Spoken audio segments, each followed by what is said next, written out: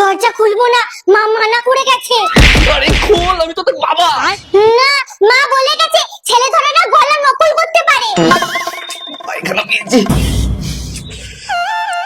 এই আমি তোদের জন্য চকলেট চিপস আনি না, দেখ আজকেও এনেছি। জানতাম, মা বলে গেছে তো ছেলে ধরেরা বাচ্চাদের চকলেট দিয়ে লোভ দেখায়। কি কি শিখিয়ে রেখেছে। এই তোর কাছে ফোন আছে না, ফোন কর। বাবার নাম্বার বলো। লেখ 956123।